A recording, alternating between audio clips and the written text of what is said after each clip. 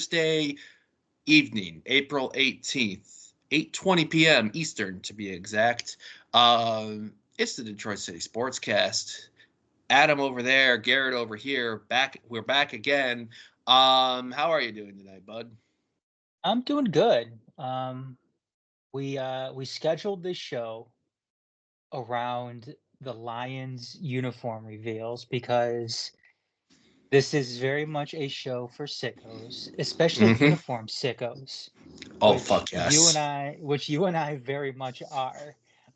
So I know our counterpart Red, over at Channel 451 couldn't give two shits about uniforms, as he often says. I don't understand how people go through life like that. You have to look good when you're out on the pitch, when you're out on the field, when you're out on the ice, when you're out on the court. Um, if you don't look good, then I don't know what the fuck you are doing. You don't feel good, And that's for sure. no, you don't. You don't. And that's why when City was revealing their kits, it was there's a lot of you and I obviously we're having a lot of discussion about that. Mm-hmm. You were sitting there emailing and contacting Adidas to get what to get the names of certain colors, and here we are now with the Lions. To clarify, to confirm if the names of the colors are similar to the shades that I think they are, after I get the name of what they're used from the club. You got to complete. Yes. You got to complete the. You got to complete the process of the kit they establish it. Yes, but here's the thing, though. You know this. Our sicko friends know this. I'm in the fucking spectrum. Of course, I'm gonna really delve into this shit to want to know something that I have a passion into, a borderline addiction. And It's good tonight, that you. Well, I was gonna go on. say it's good you. No, I was just gonna say it's good you channel those addictions into healthy avenues. Yeah. And not gonna lie tonight, we had an agenda all ready to go. And we were gonna save this part for the middle portion, the middle period, and talk about it. But we're following the belief that we've kind of that you and I have done in our channel 451 bits, and that is we got to start off with lead off hot off the presses. And legitimately, this is hot off the fucking presses. Probably, what, 30, 40 minutes ago, since the season ticket event at Ford Field, almost an hour to be exact, 7:27 p.m. was when the official tweet went out for the Lions with the video after the event at Ford Field for season ticket holders, which was after speculation, after some drops here and there earlier in the week, after an earlier unplanned reveal by USA Today Network over a Fanatics ad, which, by the way, the club then responded with some great social media content because, let's be honest, in 2024, and Adam, you know this as an Arsenal fan because I've already seen what your home kit for next year is like, because it's incredibly hard to get through the process of unveil without something being leaked in this Yeah, society, in this there. yeah, So that's just the way things are now. I mean, yeah. there's a lot of people involved in with the advent of social media Mm-hmm. and everything that comes with that. It's hard to keep things under a lid. So with all that being said, the fact that they had two videos ready to roll in the event something like this happens, y'all, that's real fucking sickos right there. That's real ones on there. The uniforms by the Detroit Lions are officially unveiled. A new home, a new away, a new alternate. The throwback is still going to be the same. Um, it looks like it is. When Rod Wood was talking with Colton Pouncey at the Athletic, I think this was sometime either just when they were in Florida for governors meetings or around that, and other things they were talking about. they wanted to bring the traditional aspect, but with towards modern, with a little bit of a twist and a little bit of a design. And the home reminds me a lot, and the home is in the away is kind of like the block numbers that we had from, I would say, really from the 1982 season to about the first season in Ford Field era, in a way, with the home and the away style. As far as the blue, maybe the blue is going to be a little bit darker because the shades of blue, the blue often pops differently depending on the light, depending on the photos, etc. The block numbers, the block lettering, the panels on there, the traditional racing stripes on the pants, for the silver grays, that is, and for the blue pants. For the aways, solid white pants as an option. But then for the third time in this franchise's history in Detroit, a shout out to, I suppose, the black and blue. The blue helmet has been modified. Gone of the classic alternate logo, such as right here in this polo, to the lion logo, a metallic-y blue, more instead of the matte helmet, it looks like a metallic blue helmet, black lion, the black stripe with a white inside, black uni, option with solid blue or solid black pants. I see one of the biggest debates I see in this city when it comes to Detroit Lions, especially in Reddit on the line, is you're either team black unis or team fucking hate the black unis, because either it reminds you of Matt Millen era, it reminds you, or it's too much like the Carolina Panthers. And I was leaning a little bit more towards black's all right. Adam knows I love black. Wear black boots every day, rep a black cowboy hat from time to time at Keyworth and the Daily. But I was following Will Birchfield and Nolan Bianchi's fans from being at the event tonight, as well as Justin Rogers. And Will Birchfield brought up a thing when Rod Wood was at the podium tonight. And then I'm going to get it to Adam for his thoughts and everything. Rod Wood said Dan Campbell, when he was as a player, wore the black alternates then. He asked him when he was hired, when can we bring a certain jersey back? Rod Wood mentioned, and I said, when you win the division. Here's the reward. Much like our head coach saying you got to watch the Super Bowl to get pumped up for this season, I'm fucking our coach says he wants the black jerseys. Fuck it, I'm on team black jersey. I'm done. I've rambled a good amount to start off this podcast. This is like, thin in here. Now to the man over there, even more of a Lions sicko than I am. Let's start it out. How are you feeling about all of this? Let's see here. I'm gonna go one by one here. All right.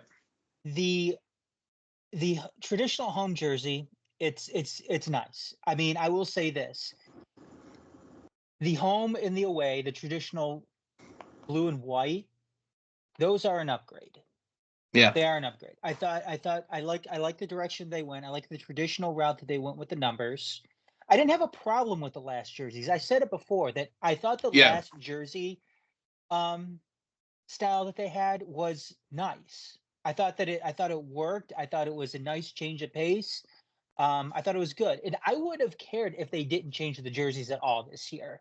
right. I didn't necessarily think that they needed to, but they did. And if they did, I'm okay with these. I think that the home and the aways are an upgrade. The jerseys themselves, I like the white numbers. I like that they got rid of the William Clay Ford on the sleeves. Instead, they put that on the back of the helmet. Yeah. Glad they did that. I like I kind of like the traditional striping on the shoulders. That's nice. Did they get rid of the stripes on the pants? It looks like they did. So what they did for the silver pants and the blue, it's back to kind of it's back to the traditional striping pattern that we had growing up, where it was blue or white, or blue or silver on the outsides and thin white on the inside. Now the white on the road and the blue and the black pants in there have no stripes on the alternates. But the blue on the, I think the blue on the away does have has a striping pattern. I could be wrong though. Let me look. So I'm not seeing any striping on the blues. You know what? You're right. Okay, my bad. Here's my take on that. Because I kind of was torn if I wanted stripes on the white pants or not. But I kind of like the idea of if you're gonna go no stripes on the white pants if you're wearing the white uni, no stripes on the blue, right? It's a not too much of a complete contrast. See, I like the stripes that they had last year. I like the stripes that they had on the pants last year, and I like the stripes better that they had on the helmet last Right. year as well. I like that thicker stripe. It looked like a more modern uh muscle car stripe that you'd see. Yeah. So I thought that the striping on the pants and I thought the striping on the helmet was a little bit of a downgrade for them. I'm glad though they didn't do any. I'm glad though they didn't change much up in terms of the blues and the whites. I loved how they added the Detroit to the road whites. Yep. I really That's something that that really irks me when Yeah. they mix that up, especially in baseball. On the road uniforms, especially in baseball, I hate when they put the team name instead of the city name on the road jerseys. Right. That's something that bugs me. And I think the Lions got that right here. It's also a nice word mark that they have on there as well. Um, Before, when they had this, it was back when they had like that circus font. I hated that font. Oh yeah. This font is so much better. Um, so that looks good. Like I said with the helmets, I was just hoping that I'm not a fan. I mean, it's not bad. I just prefer the striping on the last set that we had better. Now, as far as the blacks go, um, again, I like how they have the lion word mark on there, which Right. I'm assuming they're probably going to wear these mostly at home. Um,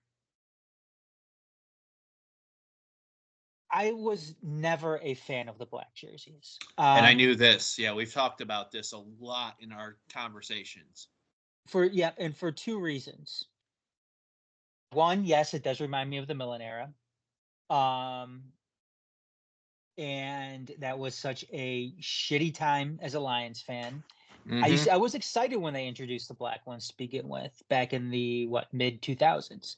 2003 season, I think, was the first. 2003 to 2005, 6 era or 7, I think, was the black year era. If I Yeah. recall right. Now they also still had Bubbles the Line as the logo then, Yep. which they don't anymore. Um, and the second reason why I don't like it is because black traditionally isn't part of the Lions color palette. And that's something that always was a pet peeve of mine, is when teams would add black for the sake of adding black. Now, Right. Garrett, you and I are both um, association football fans, also, soccer. Mm-hmm. And that's something that they do in soccer, and that's more acceptable. They would do, their home and away kits, and then they would have like a third kit that is outside the norm of their regular color palette, which is fine. That's something Right. that they do. It's not something that really happens a whole lot in American professional sports, the big four. And to me, I don't like the sake of adding black just to add black. Right. Um, However, Yes. a couple of things with this. I said it earlier in some of our Discord chats with some of our friends. Um, One of our friend Dion said that he really liked the black. He hasn't bought a Lions jersey before. No. Um, Now the thing is with these black uniforms, I said that if you're going to do black, you're going to introduce a black uniform, you have to do it right. The last time when the Lions had a black uniform, they had silver pants that went with it, which looked awful. Same pants as the home and aways for that. Yes. In fact, you know what? The old silver pants look more metallic than what they do now. I thought that was a bad move. Now they're going to go interchangeable. I said if you're going to do black the right way, or if you're going to do black, do it the right way, go full black, which is what they did for the most part by introducing black pants to go with it, which looks really, really nice. Also, an option with the blue pants too, which an option with the blue pants, which is okay. It complements the blue helmet real well.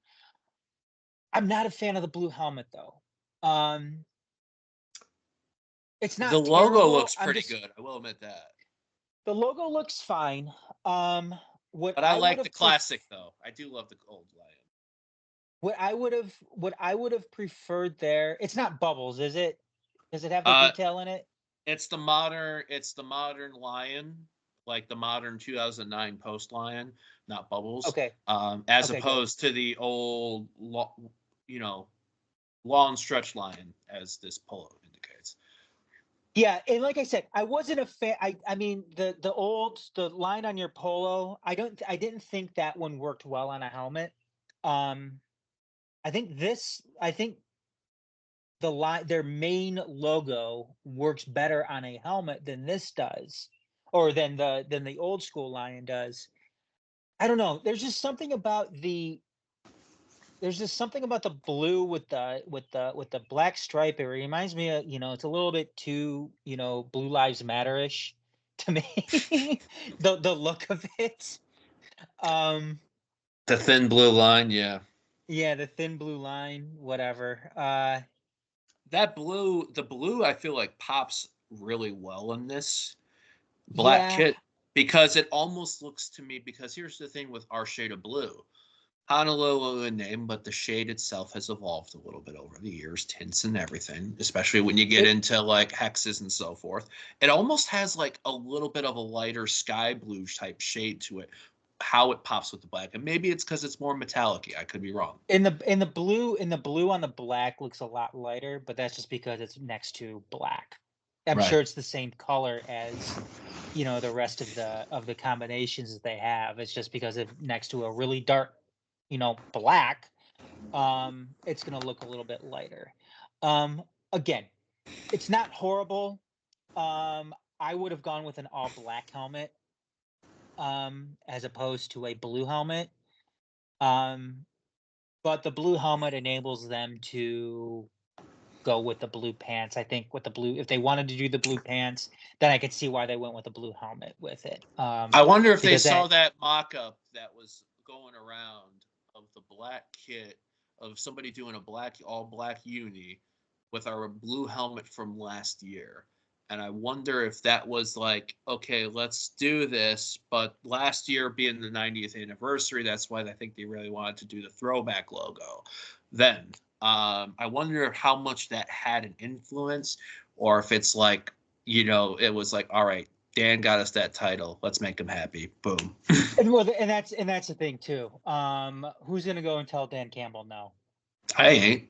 Are you gonna go tell Dan Campbell no? Is Rod Wood gonna go tell Dan Campbell no? No, you're not. You're not gonna do that. What the coach wants, it's what the coach gets. So, however, if they go into this season and they fucking lay a fucking turd on the year, then it's time to launch these black unis into the sun. I got a good.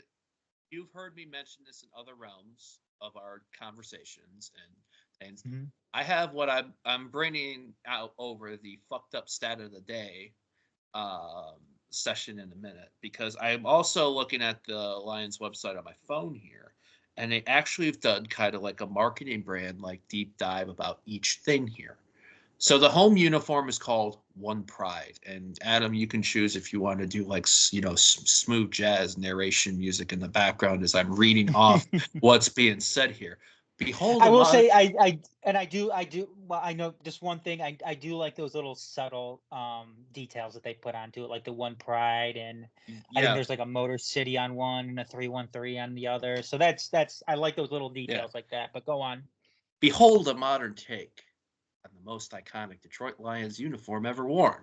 In refreshed Honolulu blue, the home jersey welcomes back a classic white number font and is paired with pants in true silver, the way it was meant to be. New shoulder and pant striping borrows from the racing stripes used on the Ford Mustang, and both notably include the return of white accents.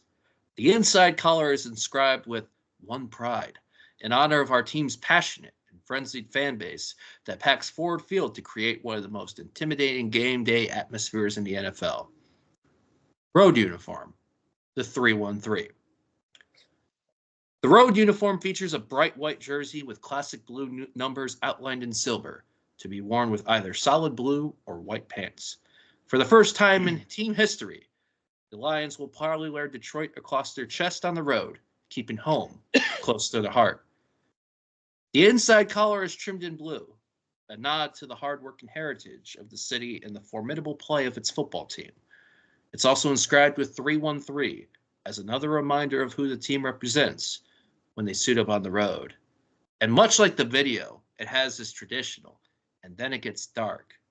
And then I start to feel really, really good when I see some of the things the company I work for gets involved with. It gets dark. It sets the tone. Alternate uniform, Motor City Muscle. Heavily influenced by the grit and swagger our team brings to the field, this alternate uniform reintroduces black to the Lions' on-field closet. A reinterpretation of a jersey worn in the late 1990s, early 2000s by former players including head coach Dan Campbell. It bears the Lions word mark across the chest so whoever lines up across from us knows they're in for a long day. The continued use of the blue trim inside the collar ensures that whether worn at Ford Field or on the road, a blue-collar mentality remains a constant. Inscribed with Motor City, the collar also pays tribute to Detroit and the Ford family's iconic place in American history. Lions PR Twitter did also put out that this is the third time in franchise history that they've worn a black uniform. The first time was in 1948. So for those that may not remember, there was a period that we hired a head coach from Indiana University, and there was a short-term period where our Honolulu Blues and Silvers were ditched for scarlet, white, and black helmets and an all-black uni. 2005 to 2007 was the other instance of the black unis twice a season as well. But now, as mentioned, the fucked up stat of the day, or as Chris Monroe has told me, the fuck you Garrett stat of the day, because every time I tell him that, that's what his instant thought is. During that era, the Lions had a better winning percentage in the black uniforms than both the blue and the white ones.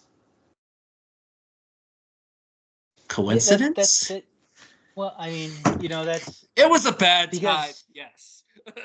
It was a bad time that you could say was brought on by the black jerseys. I mean, it's kind of like the the verdigris kits for Detroit City last year. Didn't they you want to get most yeet of their into the absolute fucking suns? yes, and they did for the very most part. They did. However, they have a black kit now with a little bit of subtle verdigris on it, which is fine. But wasn't it last season too, where Detroit City won most of their big games wearing the verdigris? they had their along with their biggest losses that they suffered all year. But that the Pittsburgh nailed Detroit City won, and Dominic Gasso's lone goal for the club is in that same kit.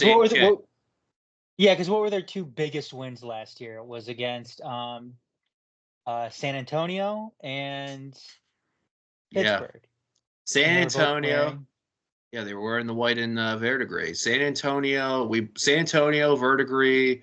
San Antonio, Birmingham, we beat El Paso in verdigris. Yeah, man.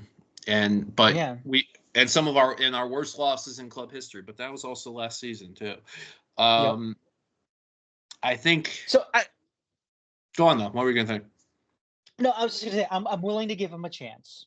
Yeah. I'm willing to give them a chance. I'm not going to hate on them like I did the verdigris. Um, I think that, but like I said, I mean, if this season is a disaster, you got to get rid of them. Got to get rid of them.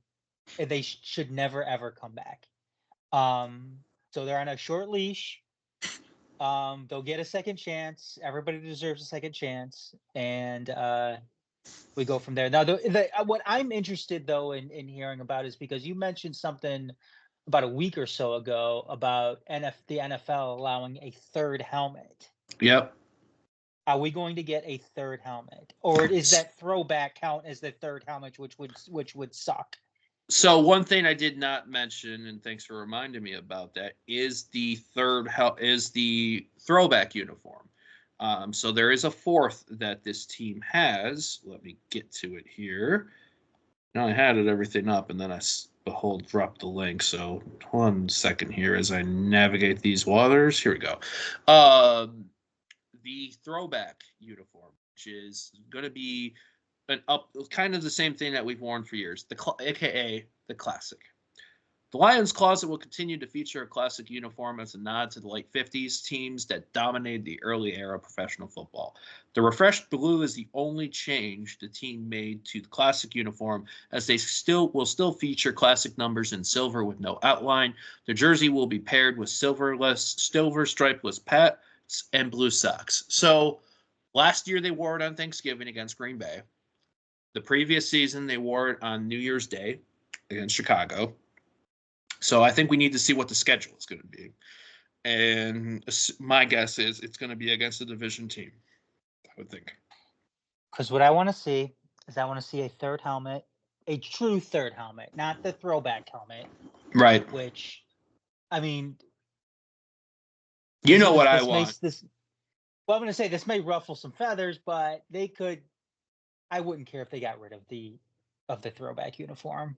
I'm kind of tired of it. They haven't had the best of luck on Thanksgiving recently wearing it. Last win 2016 before the throwback uniform came back. Yeah, so they can get rid of it as far as I'm concerned. I want a white helmet. There you go. I want a white helmet. I want a white helmet to go with those road whites. That would look fucking sharp as hell. Let's see it. Now, the one thing that was mentioned by the league in their edict that went out about third helmets was that this could only be applied to either the alternate or the throwback. So hopefully, as the league is becoming more, dare I say, progressive when it comes to their uniform relaxments and realizing that, you know what, technology has advanced itself in player protection that allow whatever reasoning they came up with limiting teams to one helmet in that era.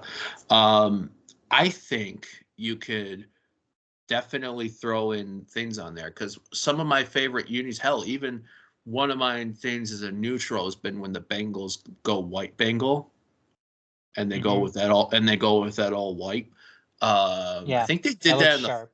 They did that in the fucking snow game in the playoffs at Buffalo last year, I think, too. If Mem serves me right. And that was like fucking hot. Our Channel 451 compatriot, Jaime Ventura, just tweeted me because I tried to call him earlier in the evening. He was at one of his youth team soccer practices that he coached. I asked, did he see the video? I sent it to him. He goes, I wasn't sure about the black, but it's kind of hot. So yeah, man, I think what I really want to see, though, is because Adam knows I'm in the hunt for a jacket because my goal is getting at least one, definitely multiple in the case of the wins now, especially with my birthday and gifts received, a jacket per team in the city. I don't have a Lions one yet. However, I think if they drop a black jacket with the blue stripe pattern in a way that this one is, yeah, that's got my name written all over it. So starter. Real quick with me, like I was just saying, like I wish NFL teams, I wish all teams would, just like loosen the reins completely. Yeah. Let teams have as many different helmet combinations as they want. And let's go, let's go full on college or association football here with in tune with most of the rest of the world. Let's have them choose whatever jersey manufacturer they want to go with. So we can sit there and have those discussions as well. Well, what if they go to a Nike or Adidas or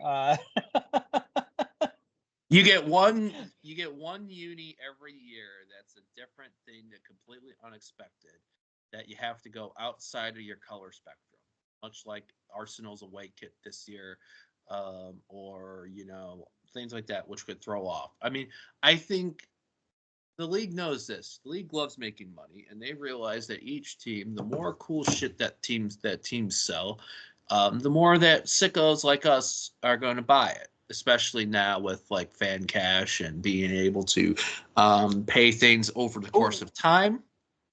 What's the one that Jaime got in trouble for buying? Was it Kappa?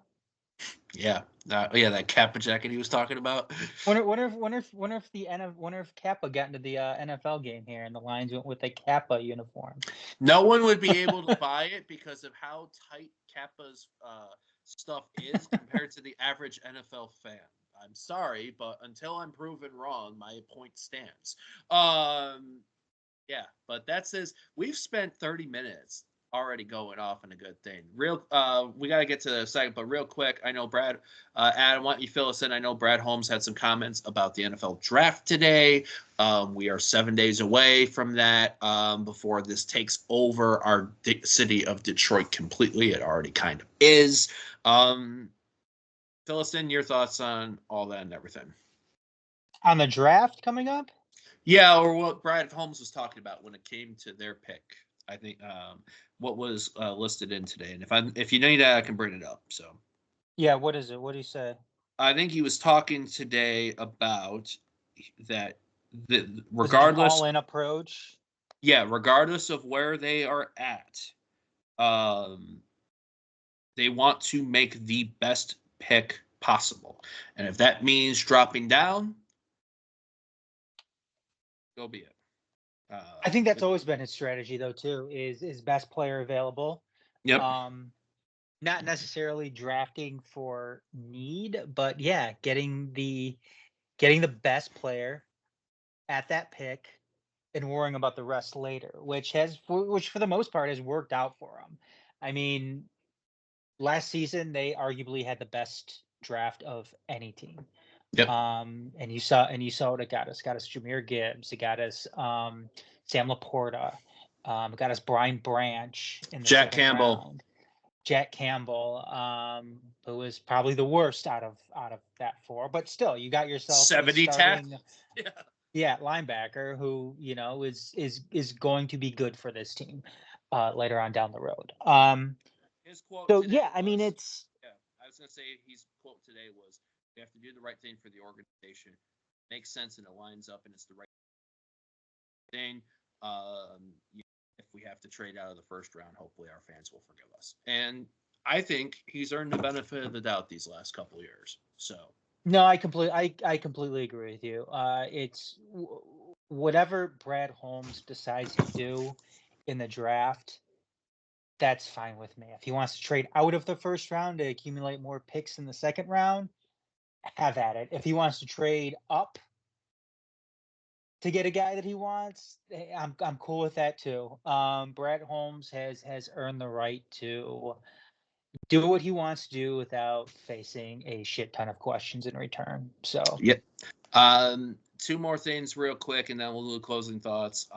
Sheila Fordham came out with Rory to start off tonight's event, and what was mentioned is last year was phase 1. This year is phase 2. One of our goals is that at the end of the 2024 season, we will be hosting the Lombardi Trophy.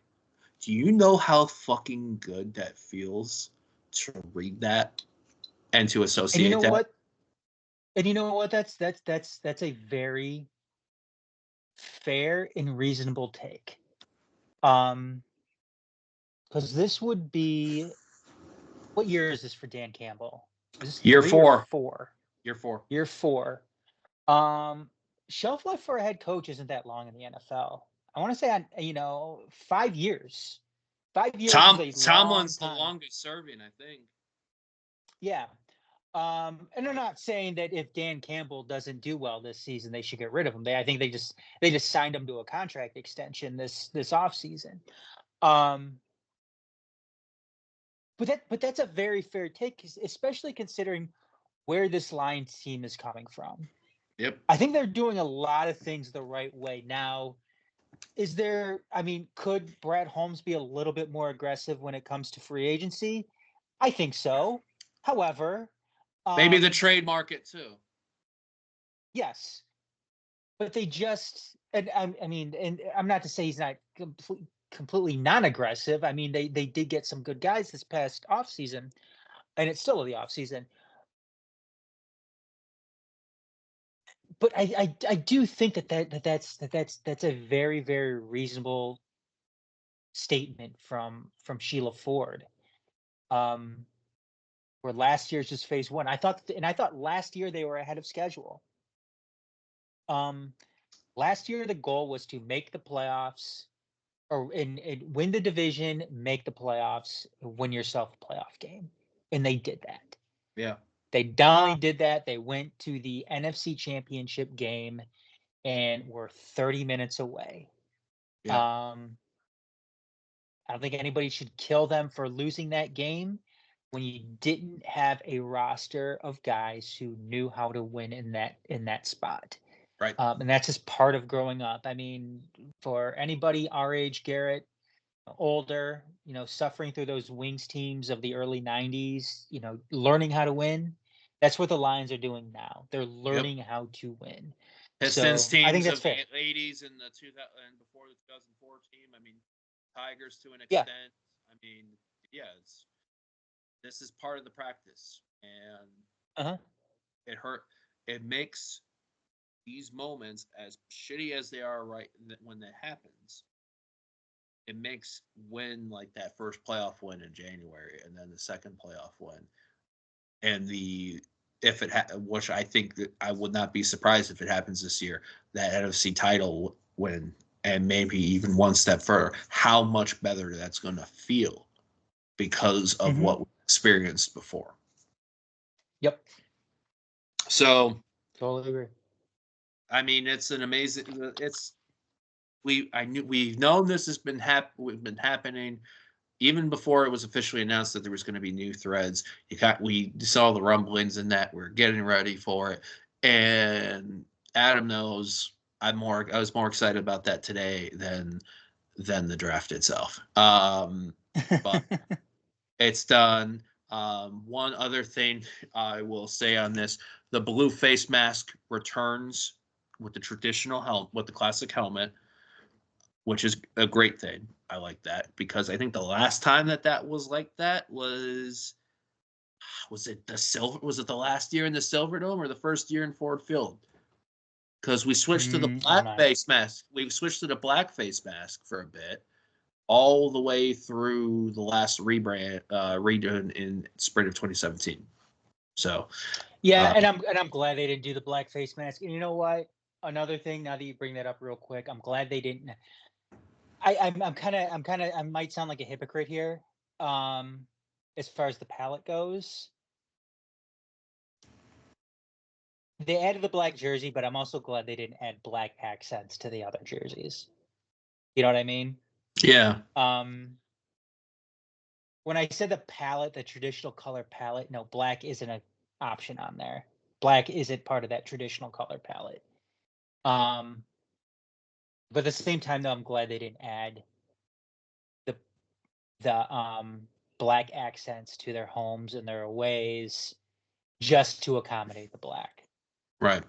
So, yeah, and I thought the black face mask on the other jerseys in the mid 2000s was horrible. So, Ali McNeil is already a stud, and he's going up even more in my book today. First, when the video dropped, because him and Goff were like talking about the league, and from Birchfield, it would be today about the Jersey League. It would be today of all days and Fanatics of all people. Damn, Ali McNeil. Damn. I love the swipe at Fanatics too, because I think hockey jerseys are the best jerseys in all of sports. Yep. And I am not looking forward to Fanatics fucking with those next season. So borderline hot take. You've heard me say this, Bill. I trust a Fanatics complete design and production more so than Fanatics doing the manufacturing of another person's design. See what's going on with the MLB uniforms this year. Because I think Fanatics, who did the manufacturing through purchasing Majestic before Nike did their uniforms, no issues. Maybe the fan purchase stuff, yes. But I don't think Nike gave them a fair opportunity when it came to this stuff. The NHL, I maybe be a little bit more optimistic, but I need to see what it looks like. And that's actually either way, yeah.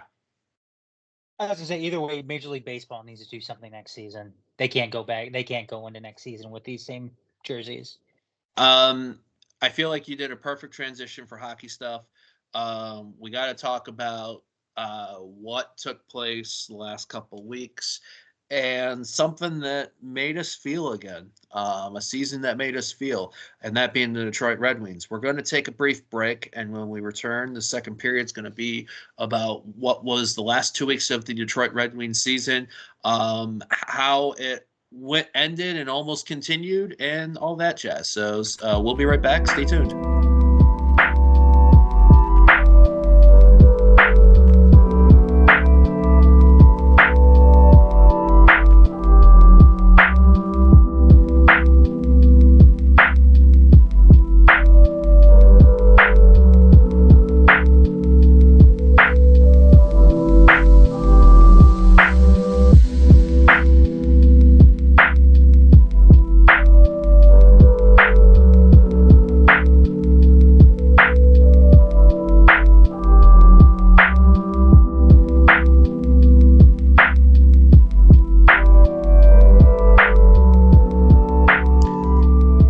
Everybody, welcome back. Period 2 Detroit City Sportscast tonight. Adam over there, Garret over here. We just went in and nerded the fuck out over what was the Lions' new uniforms announcements, but we also now got a transition to talk about what has taken place recently, last week and this week, and that was the final 5 games of the Detroit Red Wings regular season, a playoff race that literally went until literally almost the last period of play for the Red Wings season. We got to start off with what took place last Tuesday, the 9th of April, a game against the Washington Capitals, a game that the Red Wings dominated, a lot of shots on goal, chances, everything like that. And as I'm watching that game, I had a throwback feeling to what it was games I'd watch in like the mid-2000 playoffs and the Babcock era and all these things where you dominate a game, but you can't get a goal. And then the other team gets an opportunity and buries it. In this case, it was 2 opportunities for Washington in that second period. The Wings pulled one back with literally no time left in that game, a 2-1 loss. That gave Washington the tiebreaker in there. Fast forward 2 nights.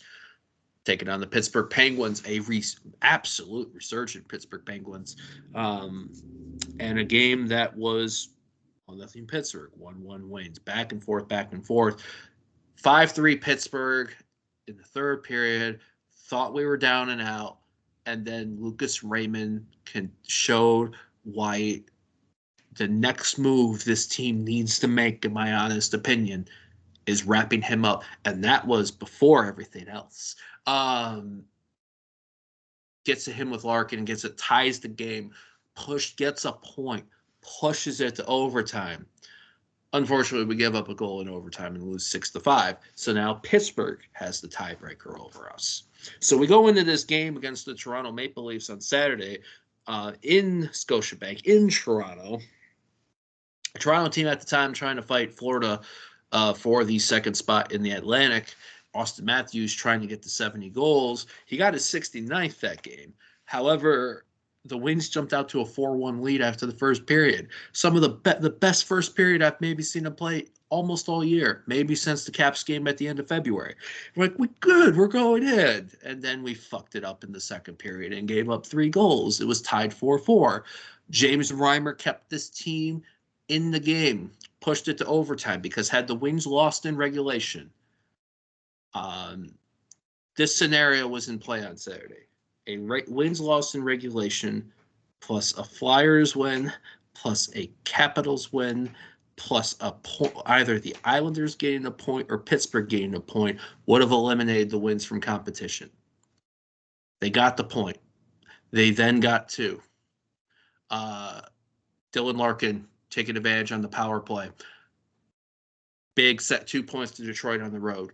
And the first of those feeling like, all right, maybe we have a chance, because Pittsburgh lost to Boston. So then we were in line for them. Unfortunately, the Capitals beat the Tampa Bay Lightning. And the Flyers beat the Devils that night to still be around. Then Monday happened. The first of a home-and-home against the Montreal Canadiens. And we were at 1. We gave up 2 goals on the first 3 shots. We were down 4-1 at one point. We were just ready to say, fuck it, we're done. All this. Was talking with our friend Jackie, either when it was 4-2 or 4-3. Well, because we make it 4-2. Then we make it 4-3. And then we keep hitting the crossbar at the post. And that crowd treated it as if a big absolute playoff game. And it's going, and all this stuff. And then within the final minute, or just before the final minute, the extra net, Lucas Raymond snipes it. Tie game. We get a point again. And to keep our season alive. Then we go to overtime. And in the last minute of overtime, almost 30 seconds left, Larkin to Lucas Raymond buries it. Jackie got to hear all these crazy, fucked up emotions I was witnessing, watching during the game, like I'm feeling about now, like I talked about in Molding Over Hockey Town. We got a point. We had the second point. And the Caps won. They beat Boston, who would have won the division title had they beat the Capitals. And Pittsburgh won. So we had to go to the next game against Montreal. In Montreal.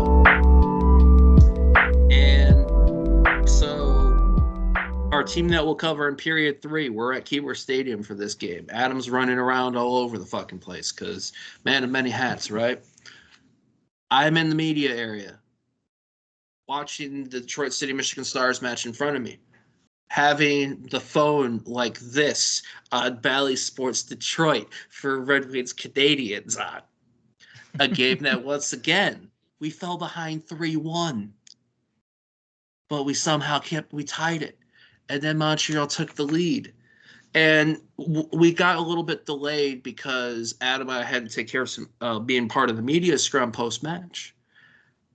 But then I get a text message, and then I finally catch it live with the person that's in charge of the setup and teardown crew for Detroit City, who stopped what they were doing to watch this as the face-off with 7 seconds left, kicks it out to David Perron, who literally is like, fuck this, I got to just shoot and see what happens from the point. Into the net, gets a point, gets it to overtime. We're still alive. However, the Capitals were playing in Philly. Philly needed a regulation win to have a chance because they would have been level on the Caps. And if we lost, they get in because of regulation wins. They pull their goalie. Washington scores. Wins get the shootout win in Montreal 5-4. But because the Caps won, level on points with the Red Wings, but due to the tiebreaker, 2 wins to 1, the Washington Capitals have the last playoff spot in the Eastern Conference. But my God, man, it felt so good to have that feeling back. Meaningful hockey. And Ken Daniels, we've talked about him being a legend, and Mickey Redmond. Even Ken Kell on the radio side of things, too. I mean, if you haven't checked out their calls from Monday or Tuesday or both, you need to go back and do it. And shout out to the Detroit Tigers coverage crew on Bally, Jason Benetti, Simo, getting Daniels in. I think it was the third inning today to talk and giving that moment the absolute time it deserves. Because my God, man, how are you feeling after these last 2 weeks? It was an emotional roller coaster. It's been quite some time now since the Red Wings have, made it to the playoffs. What was it? 2016? 2015, 2016 season. 2015, 2016. We lost on the last day of we lost on the last day of the regular season, but because the Boston Bruins lost at home to the Ottawa Senators, we backdoored our way into the playoffs. Yeah, and even that was a stroll. That's you could arguably say that we didn't deserve it then. You could arguably say that we deserved it more now than what we did back then. 100% agree. And it was, like I said, it was an emotional roller coaster. There are some other comments made too by a radio station in the area. Mike Valene calling Red Wings fans losers who were getting excited about these comeback wins and the Lucas Raymond goals. Red Wings haven't been here in a while. Nope. Don't fucking call these fans losers for being excited about these comeback wins. What they did these final 5 games, especially, these final 4 games, really, or these final 3 games, really. Even the final 4. Because the Pittsburgh game has to count.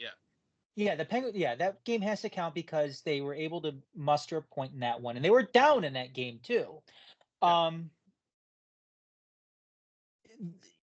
The late resiliency with this team was incredible. Yes, there's a massive amount of disappointment that Red Wings fans are also being served after the 8-point lead that they had. Almost 10 at times. 10 at times.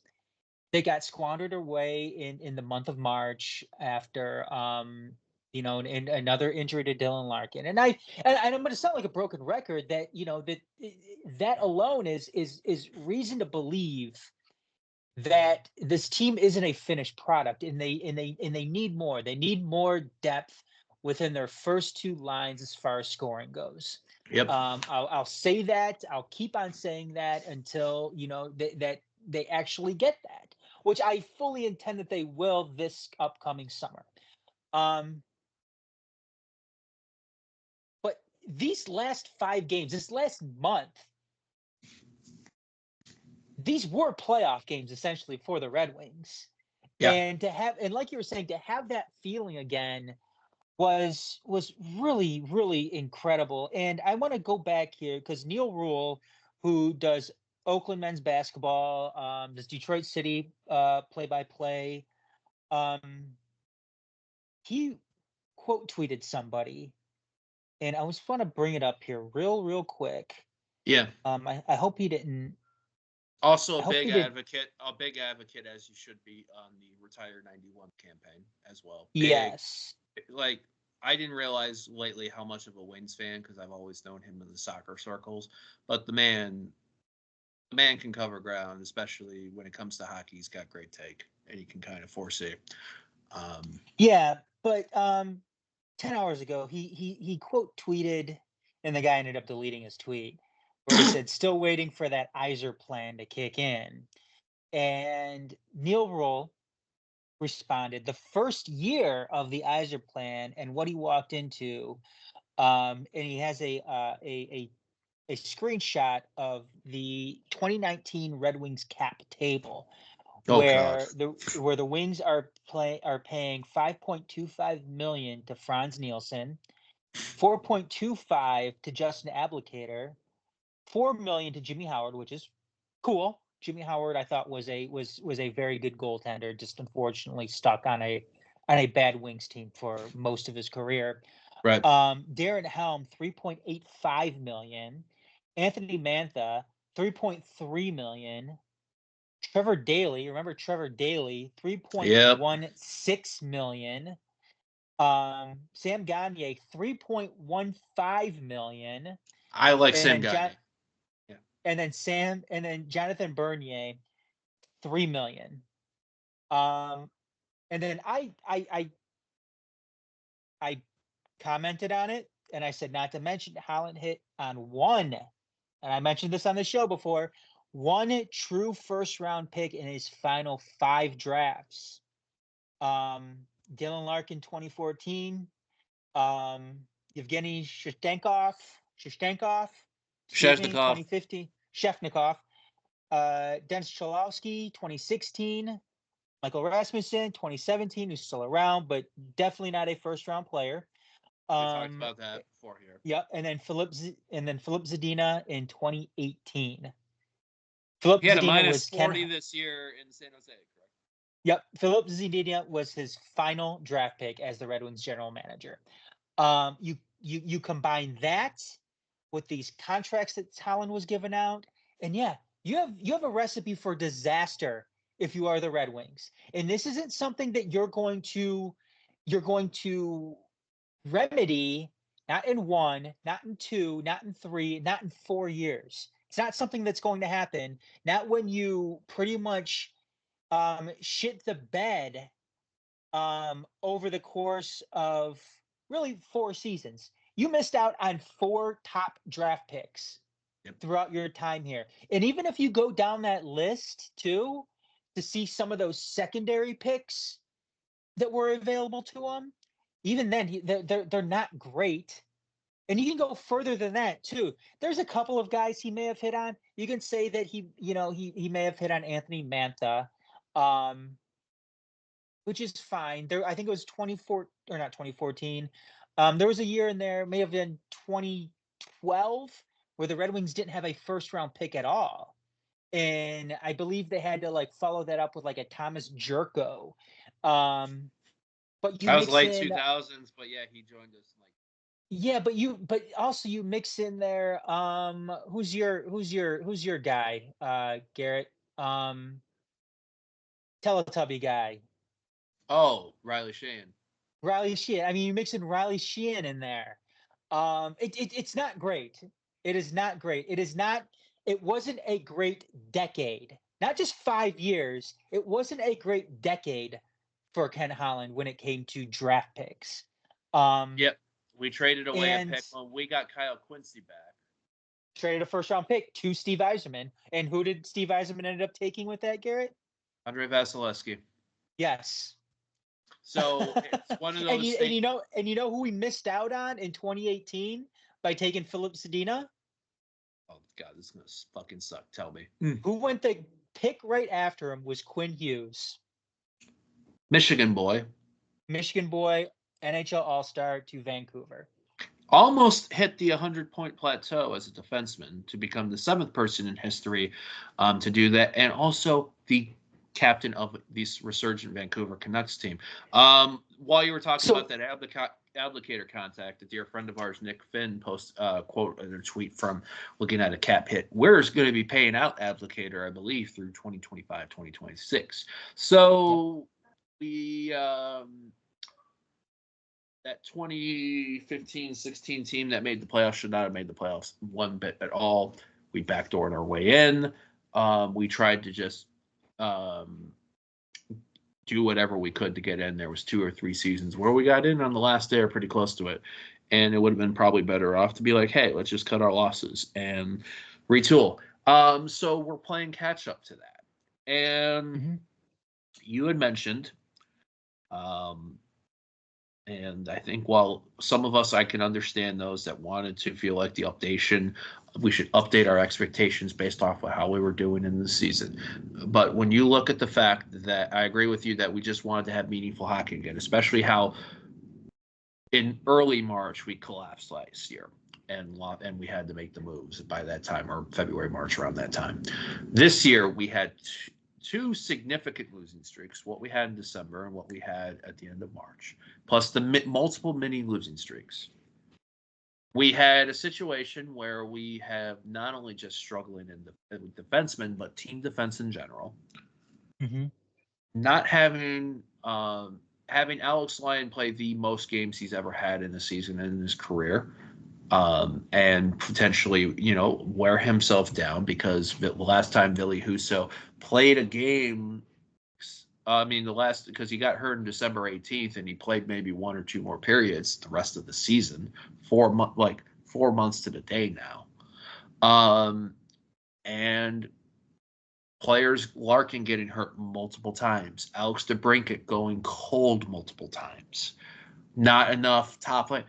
And for the fact that we made it to the last period of this season for a playoff spot, I think is something that we're moving in the right direction. There are pieces that we need to do and need to fix. So, season's done. What do you rank for most important need to, like, third or fourth? I'll have you rank these out. Lock up, in and out starting goalie, defense, team defense, shoring up Raymond and Seider, more top six scoring. How do you ranking it? You got to shore up Seider and Raymond. That's first and foremost, because that's the future of your team right there. Yep. You've got a perennial 30-goal scorer, and you've got a guy who is going to log a shit ton of ice time and is going to be that anchor on the defense for you. Yep. So you have to get them. You have to get them signed long term. After that, it's really hard. It's really hard to rank after that, because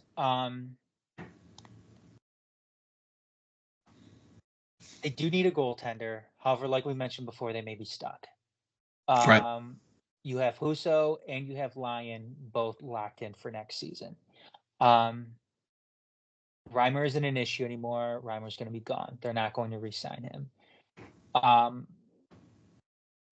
And you see this is the good thing about the Yzer plan here. The Red Wings aren't sitting there looking to go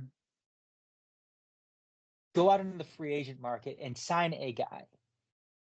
The problem they have right now is they have a guy in Sebastian Cossa sitting in Grand Rapids who probably should be on the team next year. Is he going to be on the team next year? I don't know. That's the tough thing. And they probably don't want to go out and sign a goaltender long term, because they have their guy in Grand Rapids right now. So they may be stuck rolling with Lyon and Husso one more season. Right. Because you're sure as hell aren't going to go and offer a long-term deal to some starting goaltender on the market. And you want to know the fucked up thing about this, as much as we're talking about supporting scoring? We scored, believe it or not, as I'm looking at the stats right. I'm looking at the Eastern Conference right now, and goals for, goes against of all the teams. We scored the fifth most goals in the Eastern Conference. We had looking at how many, we had two players with 30 goals in Larkin and Raymond. We had another two with 20 goals, to brink at 27. Kane with 20 goals in 50 games. Comfer 19, Sprawn 18, Fabry 18, Perron 17. Kopp had to grind a bit more because of other players. But the point being is, we're seeing steps in. Maybe we lost Fabry for a bit too, and the fact that Dylan Larkin missed 14 games due to injury and still bagged 33 goals. Maybe it's not as much addition is needed on that. Though by the sounds of what I'm thinking, I'm feeling like we're going to be losing Patrick Kane. is what I'm feeling like these last couple days. And you know what? That may not be completely a bad thing. It could wreck the brinket. But that's got to be what Steve Yzerman is going to have that decision he's going to need to make. Kind of like it was kind of like the Marian Hossa Johan Franzen thing to an extent, 2008 2009 offseason after the Stanley Cup. We chose Franzen. He started to get hurt a bit after that. Hossa went to the Blackhawks and won cups. The thing with Kane, I'd be perfectly fine with them bringing back Kane next year. They need to bring back a guy like Kane. But Kane is a little long in the tooth, obviously. Right. The worry with Kane is you're going to have a team go out and offer him stupid money this offseason based on what he did this year. And the Red Wings don't want to get in a bidding war. They don't want to get in a bidding war for a guy who is in his late 30s, like Patrick Kane, and defied the genetics after a surgery that was extensive as him having as good of a season. Is that a one-time thing, or we don't know. This is a small sample size right now. Yeah, because for most of the season next year, I said late 30s. For most of the season next year, Kane's going to be 36. Yeah. He turns 36 in mid-November. The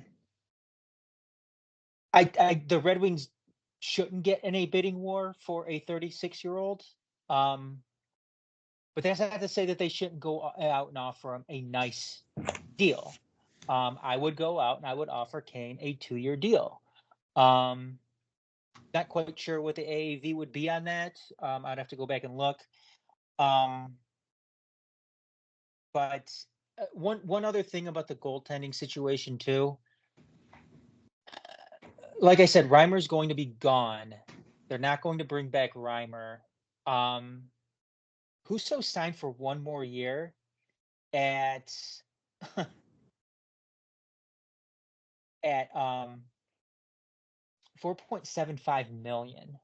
It's a big contract. Yep.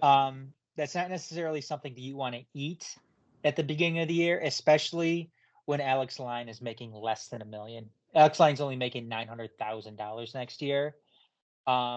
Unfortunately, if you have to get rid of Lyon to bring up Kosa, that may be what happens. It's just they're in a tough situation with their goaltenders though right now because Ville Husso's shown a complete inability to stay healthy for an entire year. And that's a shame because when he's on his game, he can be a really good. Absolutely. And he's only 29 years old too. Yeah. We mentioned it before. I was going to say real quick because it's ties into the Kane thing. I'm looking at right now, of course, this is a BetMGM thing, but as we're hitting the offseason slowly but surely, here's some top UFAs that are going to be available. Defensively, you're going to have looks like Brandon Montour is going to be available, which that's a type thing on there. Sam Reinhart, who almost had 60 goals this year. Gensel, who I think Carolina might shore him up depending. I mean, will Gensel want to stay in Carolina after being traded from Pittsburgh? Steven Stamkos, while 34, been in the Yzerman system, been the captain in the Yzerman system. Is he going to want to stay in Tampa, or is he going to fully hand it off to Nikita Kucherov and that team? Because I think the Lightning defied expectation a little bit. This was supposed to be the year that they wind up like what the Caps and the Penguins were, but they had an incredible late surge and they got it, and they almost got 100 points this season. We talked Canes listed Jonathan Marchessault. I'm a big fan of him for the Golden Knights. Matt Duchene, who had a decent year in Dallas. Elias Lindholm, who went from the Flames to the Canucks this year. I could see Vancouver maybe trying to make a move for him. Tyler Toffoli, Sean Monahan, Joe Pavelski, Chandler Stevenson. And then you also have like other attack, Jake DeBrusk from Boston, Vladimir Tarasenko, Tyler Bertuzzi, because Tyler only signed a 1-year deal with Toronto, and Max Domi. Those are your top. That's they're listed as top 20 as far as there. And if you start throwing in some defensemen there, you got Dylan DeMello and Brady Skjei. So honestly, if Florida doesn't wrap up one of Tarasenko or Reinhart, if I'm Steve Yzerman, I'm doing what you can on that. Because I know Reinhart had a rough year last year, and I'm saying to be fair, I'm a little bit biased because I'm a big fantasy hockey guy, and Reinhart's on a team that you keep a certain amount of players yearly on there. But he fucking shined this year. And does he want to stay in Florida?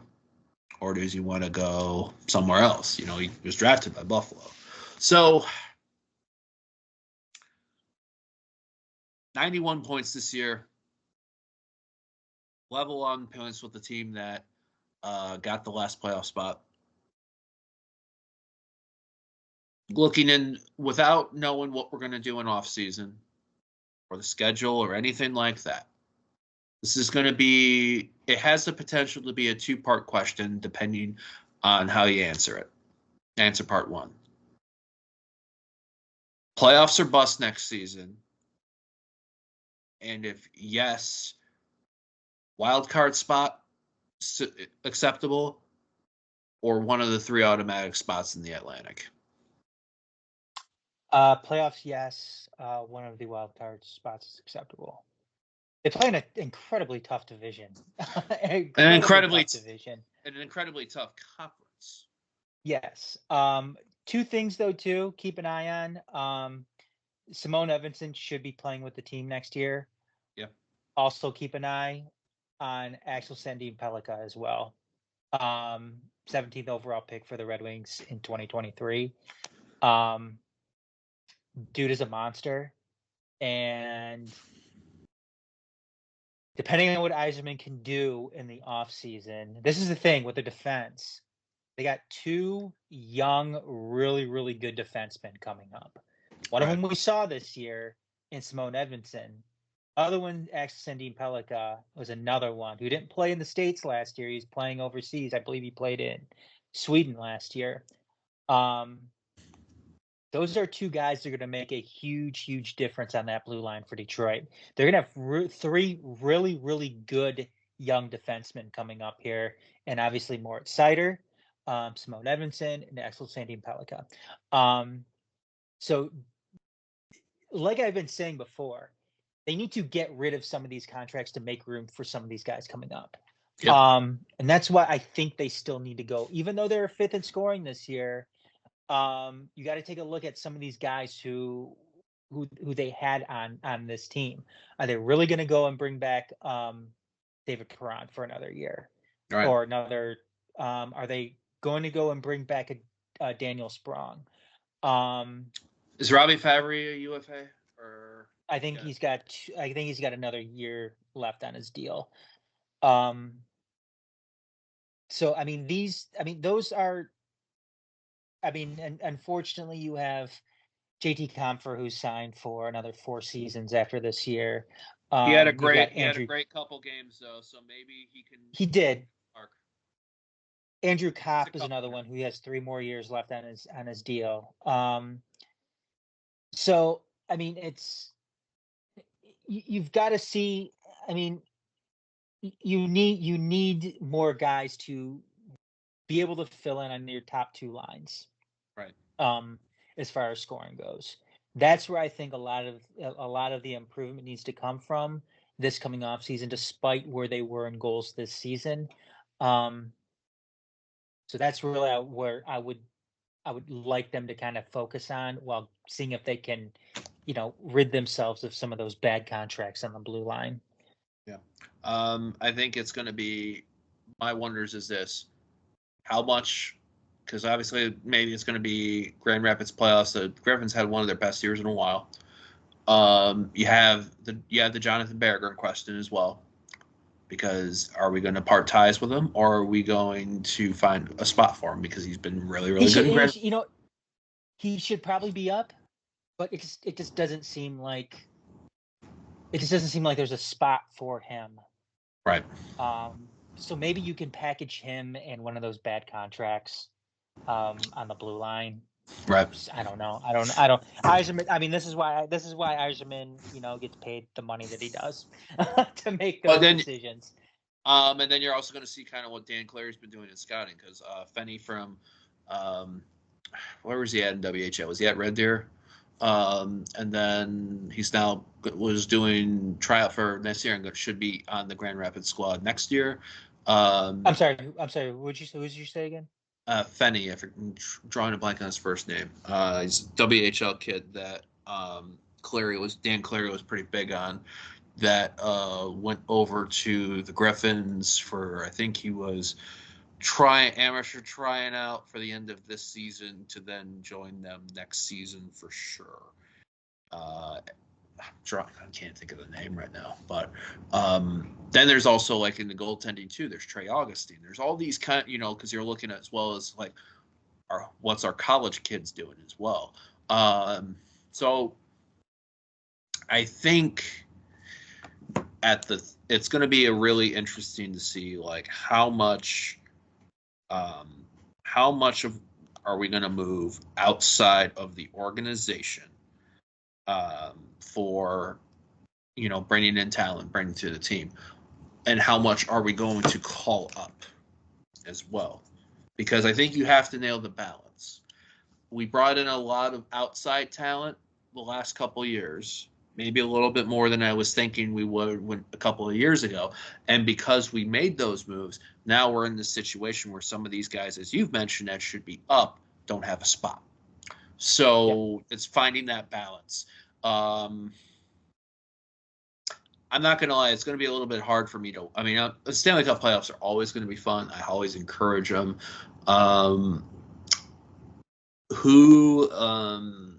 Give me a couple teams you feel like to look out for in the East. Give me a couple teams to look out for in the West. In the East, you can't look past the Florida Panthers. Right. I mean, I'm going to cheat a little bit here and say the New York Rangers as well. It just seems like the Rangers, it's their time. And I also am looking at the Carolina Hurricanes as well. I think it's definitely Rangers, Hurricanes. One of those two comes out of the Metro. I don't know if Boston can be consistent enough to make it, because Boston won the division. I'm taking it on that. So it's Boston, Tampa, and then Florida, Toronto. Or did Florida wind up winning that thing and Boston choked? Let's see. Florida won the division. So Boston completely choked, had the chance to win the division, couldn't get it done. And now we have Boston, Toronto, and Florida. So we have Florida. So we have a Florida first round in Panthers Lightning. And then we have Bruins Leafs. Yes. Playoff hockey, baby. And then you got in the Metro, you're going to have Rangers, Capitals, and Carolina and the Islanders. I'm not going to lie. I think the Islanders match up well to Carolina. They match up to Carolina a hell of a lot better than we do, because if we would have played Carolina in the playoffs, it would be a 4-game sweep, and we might be shut out in a couple of games. In the West, I think the Central could be any one of Dallas, Winnipeg, Colorado, because I think the Central's that good. And the Pacific's interested. Yeah, I'm not as sold on Winnipeg. I do like Dallas and I do like Colorado. Out in the Pacific, is Vancouver for real this year, or is it not yet for them? I mean, 109 points. I mean, this is the funny thing about Vancouver is they were supposed to not be good this year. They tapered near the end of the year, though. It might have been due to injuries, because they did lose, like, Dakota Joshua for a little bit. Thatcher Demko was out for a bit, so. Yeah. I like Colorado. I like Dallas. Let's see how that Not playoff sold. is. Not, I'm still not sold on Vancouver, and I don't want to say Ken Holland's Oilers are going to do anything No, playoffs. I I just can't. can't. I I can't trust it. Even though they have arguably the best player in the world, in Connor McDavid. Um, I'm gonna say it comes out of the Central. I'm gonna go with either Dallas, Colorado, coming out of the West. Winnipeg. If anything works for Winnipeg in the playoffs, they allowed the fewest goals in the NHL. Connor Hellebuck had an unbelievable year, which tells you this team, um, you know, they can shut you down, and if they can shut you down in a regular season, when the game is much tighter in the playoffs, that might be their specialty. Those grind out games. It's Winnipeg, Colorado in that first round. That's going to be incredibly fucking on. I am looking at here. You got so you have Dallas, Nashville, Winnipeg, Colorado. You got oh no shit, you do not. You have because Dallas had the most points in the West. It's Dallas, LA. LA goes into the Central, and Nashville goes into the Pacific Division for the playoffs. So you got Dallas, LA, Winnipeg, Colorado. That's your Central. Pacific is Vancouver, Nashville, Oilers, Vegas. A Vegas team who's following the Lightning protocol and getting Mark Stone ready to go. I think Vegas, until Vegas are knocked out, they're like the Lightning. Until they're out, you have to think of them as a potential. And what is this oil? Is this? Yeah, you say this. Connor McDavid is, the best offensive, maybe the best vision player in the league. I think it's incredibly impressive with how fast this game is and how in peak shape everybody is that we had 200 assist players this year. Connor McDavid and Nikita Kucherov. And it's mind-blowing to me that everybody is seeing what Lucas Raymond is doing here and comparing him to what was Kucherov doing at this age and everything. I want people to calm down from that a little bit, because as I'm gonna what this tweet asked, can Lucas Raymond did what Nikita Kucherov this year did, which, by the way, what Nikita Kucherov did, 144 points, 100 assists. But Lucas Raymond's trajectory is he's already exceeding what Kucherov was doing at that point. I'm going to say this: Lucas Raymond's definitely a 100-point segment, 100-point player per season down the line up, but let's take it all one step at a time. Imagine how much longer this segment would have been if we did make the playoffs. I know. Yeah, we got to roll. We're rolling in well. We're going to take a brief break. We're going to talk real quick about our Detroit City, what happened Tuesday night in the Open Cup, talk about the weekend, and then get ready for postgame. We'll be right back.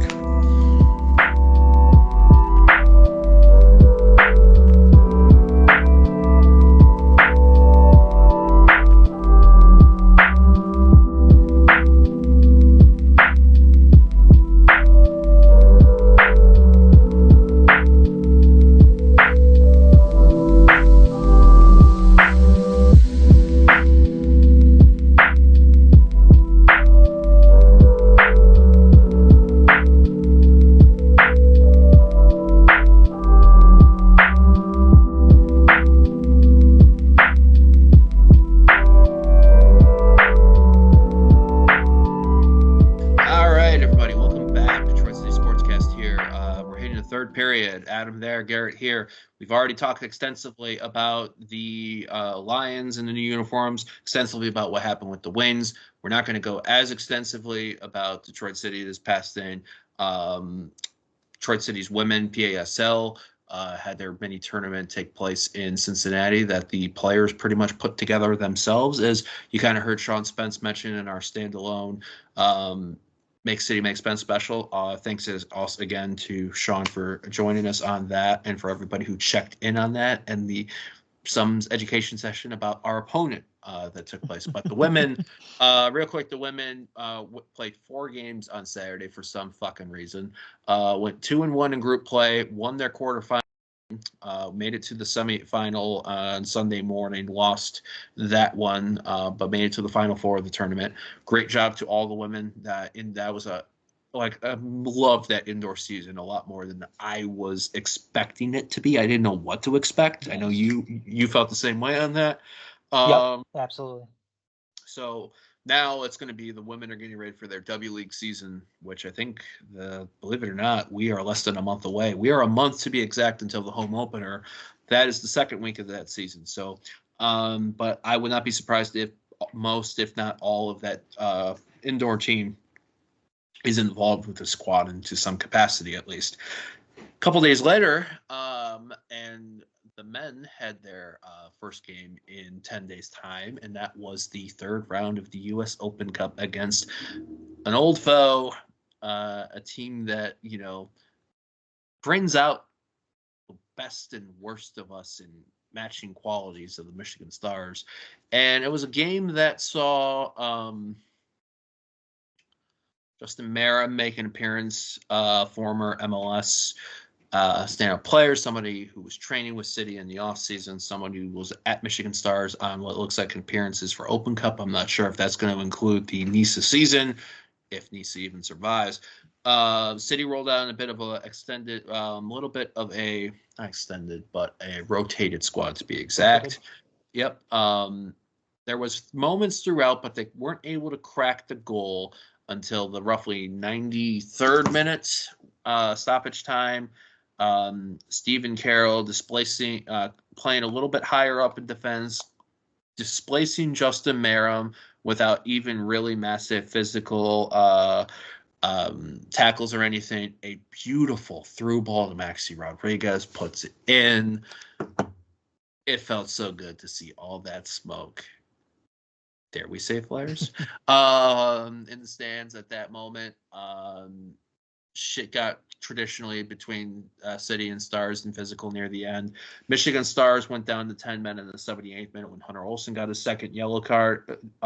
However, City also went down to the 97th minute during all those shenanigans when Brett Levi's got his second yellow card. City won the match 1-0, but as you can see in the post-match media scrum with head coach Danny Dicchio, which we dropped earlier this afternoon, or later this morning, but today, you can tell that Danny Dicchio, and even mentioning, answering Nolan Bianchi's question from the Detroit News, happy they won once again, but not happy with how it went. How are you feeling about that one after it?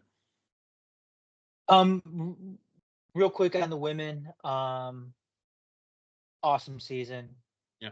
Huge congrats to them. I said it last night on Tunnel Talk on Channel 451 that you really got to hand it to, the players, the coaching staff.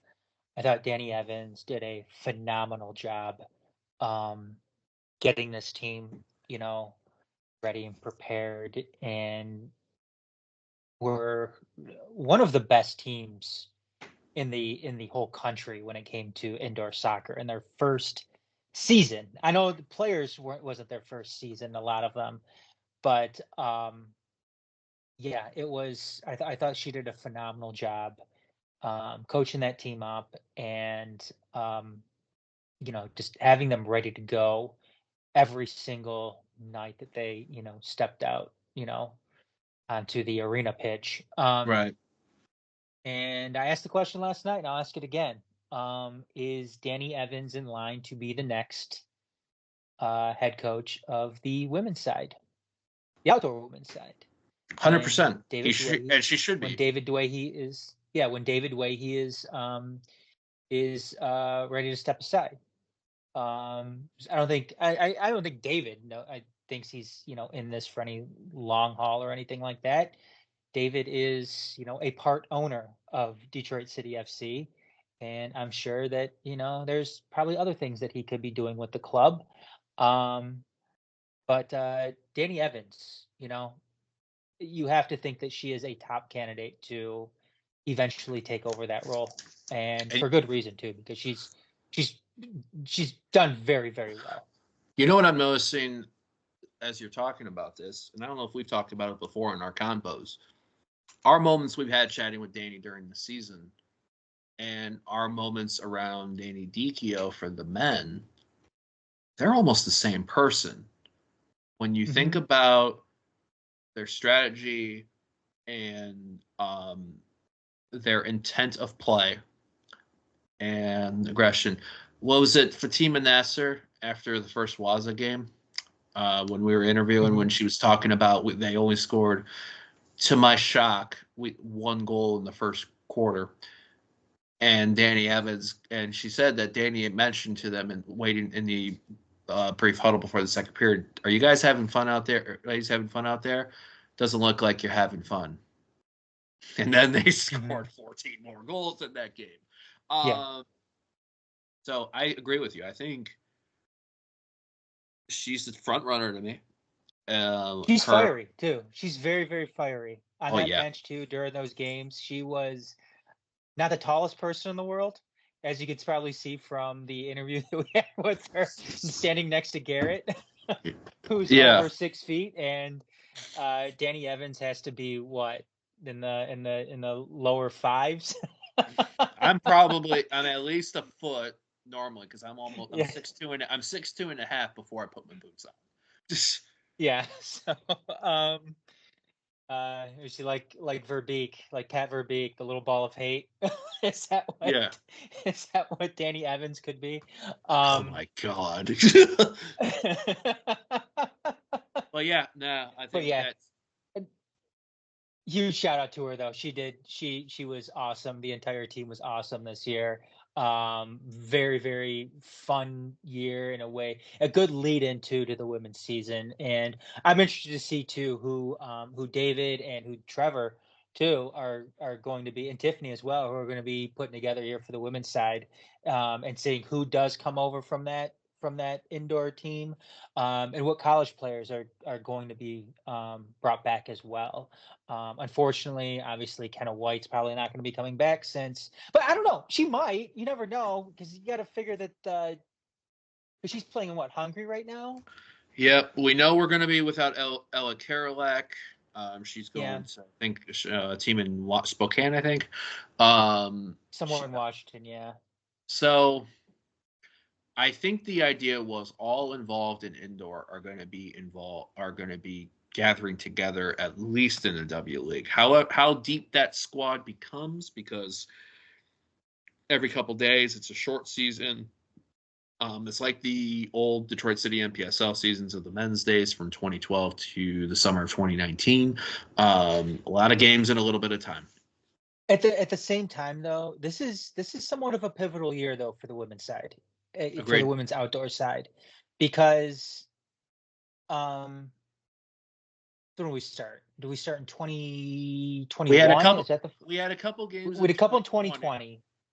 So this is full season year 4. Yeah, and last year was okay. Last year was better than the year prior. The year prior was kind of a disaster. No offense, no discredit to Coach Sam or anything like that, but it just wasn't a good year. It seemed like the staff was really stretched thin.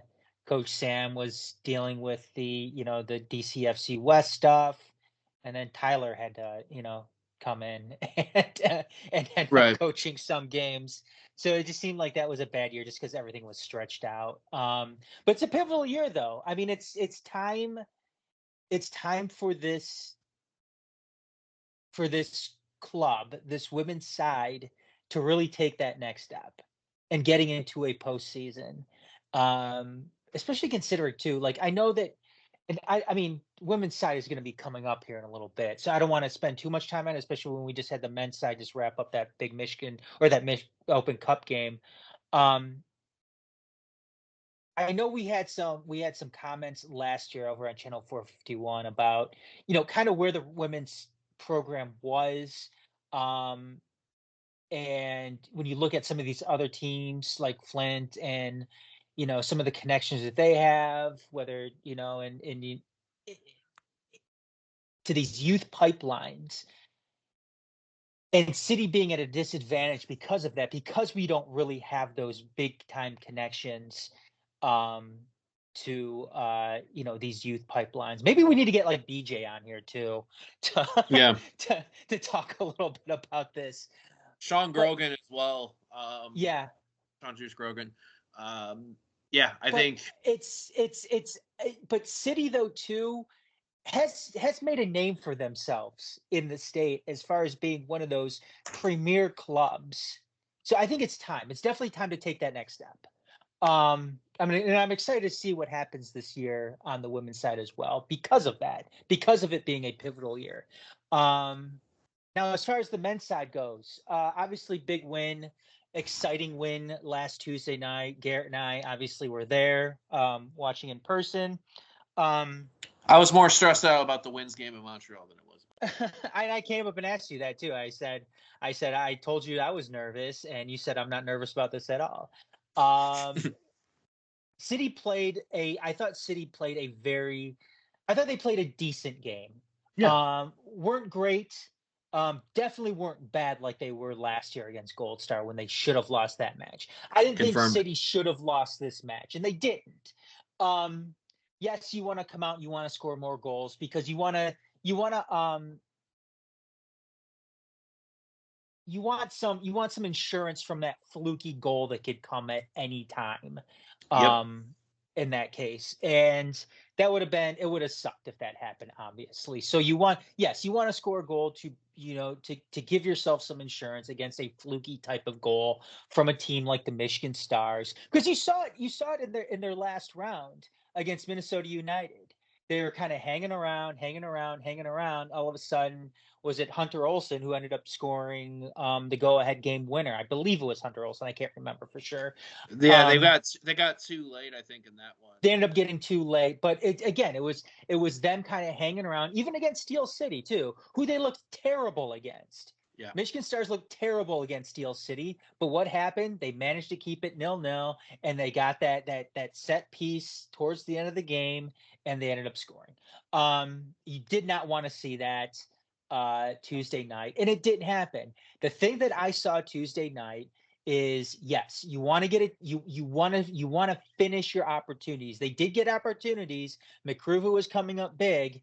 But you want to finish those. You want to finish those opportunities, which they didn't do, and that's something that Coach Dicchio kind of seemed to be hinting at the end of the game. But one key thing that I saw was Detroit was much more fit than the Michigan Stars were. The Michigan Stars were completely gassed at the end of that game, and we saw it for that game-winning goal. Stephen Carroll just literally stepping in front of Merrim, taking the ball away from him at center pitch, finding Maxi Rodriguez in transition there, who just blew past the defense and put it away for the game winner. That was the difference in that game of being a truly fit and professional side against the Michigan Stars, who is very much a vanity project at this point. So that's putting it mildly, to be exact. Yeah. I think for a rotated side, I think their defense did not want anything to do.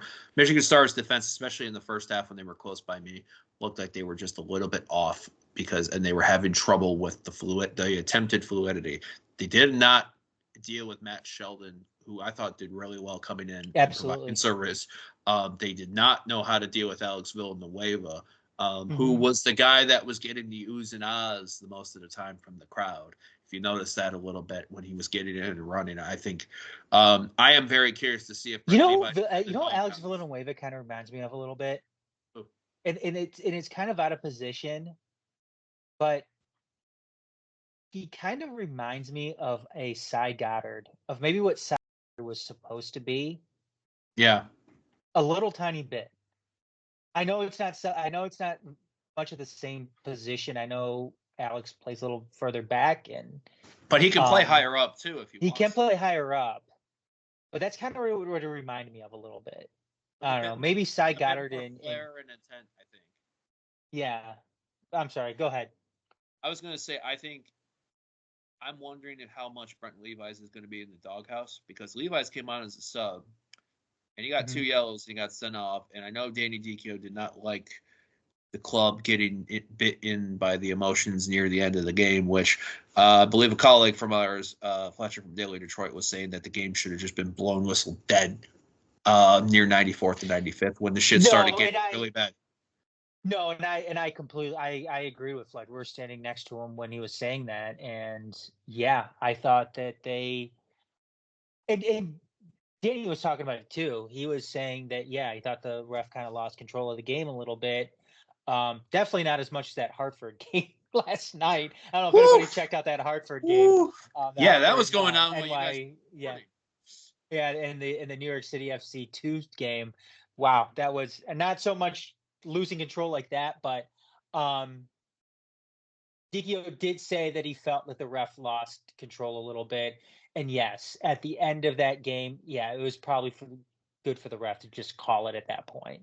Nothing else was coming out of that one except more reds, possibly some injuries, who I think the Michigan Stars would have had no problem causing for Detroit at that point. Right. A crowd of 2,000, a small crowd, 2017 to be exact. How good did it feel? Just because it didn't seem like it. The energy was not a small crowd energy. No, old school vibes. I didn't start getting involved with Detroit City until 2019, but it definitely felt old school. You saw a lot of old, kind of fans coming back, old supporters coming back, and that's what's cool about those matches against the Michigan Stars, though, is the rivalry's intense.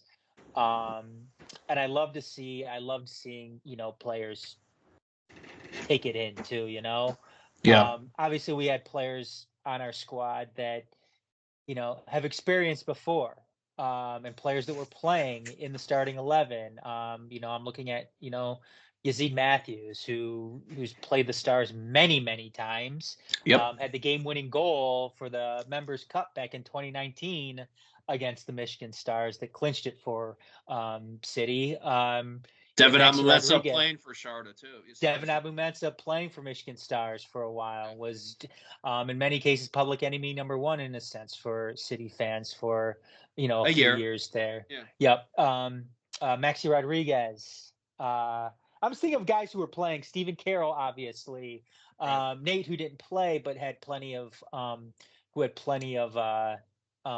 experience against the Michigan Stars. Connor Rutz, who played both with Michigan Stars as well as Detroit City. Yeah, Connor Rutz was dressed, but still, again, emergency situation by the sound of it. I guess I want to know. I mean, obviously, Danny was not the happiest guy after that game, considering he thought that they could have played better, and I agree with him. Yeah. I would just love to get his. I would love to talk to some of the new guys though, and get their impression and their feelings after their first Michigan Stars experience. I want to hear, from the head coach and what he thought, because when we were waiting, Garrett, for in that media scrum, Danny was sitting there talking to a Michigan Stars staffer or coach. I don't know who it was. I think it was the guy that looked like the coach before it started getting. Yeah. So I'd love to hear his thoughts of his first Michigan Stars experience. Other guys as well, like James Murphy. I'd love to hear James Murphy. Ali Coot. Yeah, Ali Coot. I'd love to hear their impressions and what they thought of their first experience of George and the Michigan Stars. So next game, for that, the draw for the next round of the MLS teams and USL Championship teams are coming into the round 4, which is, I believe, the round of 32. The draw means teams have to travel a bit more. Unfortunately for Detroit City, that means they get to go down to take on the Houston Dynamo, the reigning U.S. Open Cup champs. That game will be in Houston either May 7th or May 8th. I say bring it on. So we'll see what happens on there. And but the next game for Detroit City is going to be this Saturday afternoon, 4:20. How fitting! On this 4:20 at 4 p.m., we are taking on Oakland Roots, a team who is had also an Open Cup game against amateur darling El Farolito. And shout out to my buddy Ryan, who leads CPFC USA, and I believe is still part of the Burrito Brava in El Farolito. El Farolito, who jumped out to a lead in that game against Oakland Roots. In fact, pushed Roots to extra time. Roots winning 2-1, but having to play 120 minutes. Roots are currently 8th place in a 12-team Western Conference in the USL Championship. 2 wins, 1 draw, 3 losses. They won their first game against Indy 11. They just won their last game, but that was against an El Paso side who has not won yet in league play. They were actually scored 2 quick goals to take the 3-2 in El Paso this past weekend. And they're also going to be short-staffed a little bit due to some even more physical shenanigans than the ones we saw at our yard on Tuesday against Monterey Bay on April 6th. Nabil Hackshaw and Babacar Nile of Oakland Roots are still going to be serving their 3-game suspensions. This should be game 2 for both of those. So I'm going to ask this question to you, knowing what Danny said in the scrum, what we've heard before from the team, and the mindset on this. Is anything less than a win on Saturday acceptable?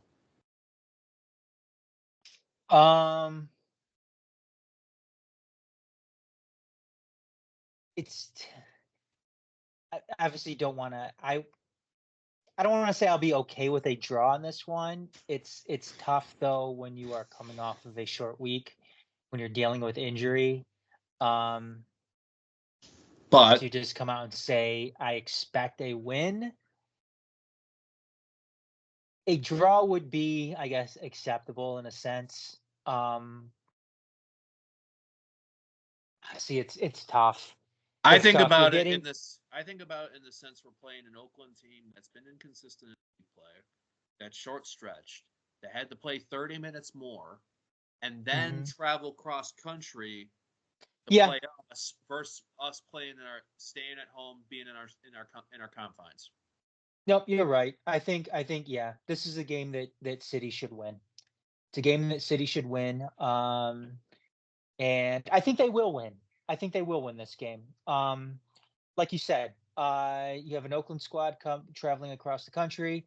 You have an Oakland squad that is going to be missing 2 of their players due to suspension.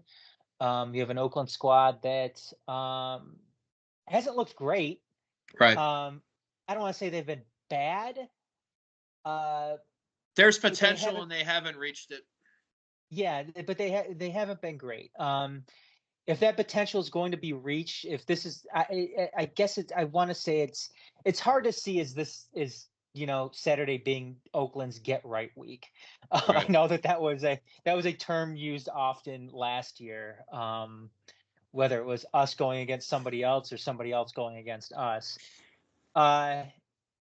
Yeah. Again, the injuries worry me a little bit, but that could be offset a little bit by what Oakland may be missing as well. Right. I want to see the form. I want to see the shape that we come out with.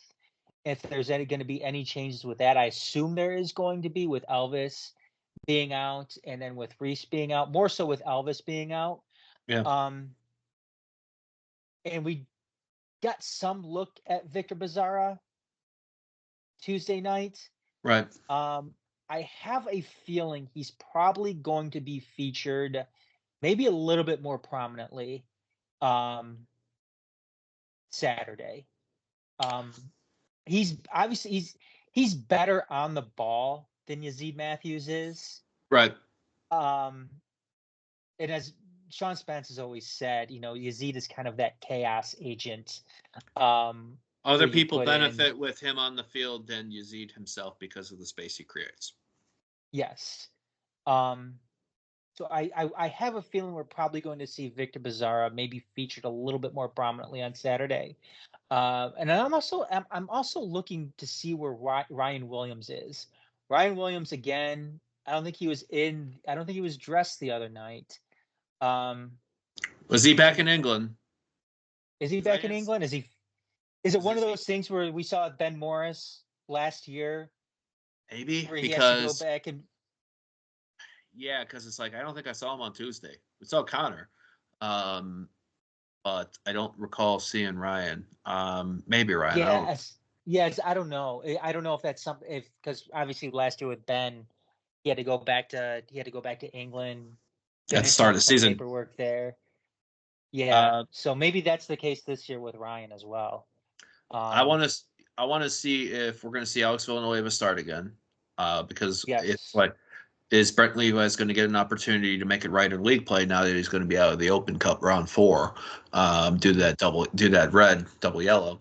Coach Dicchio also mentioned Little Danny and Danny Espeleta in the scrum, so I wonder if that's been an opportunity. I love when he mentioned that, and I was like, oh yeah. My honest thought is this: Maxi Rodriguez has been the one bagging goals for this club.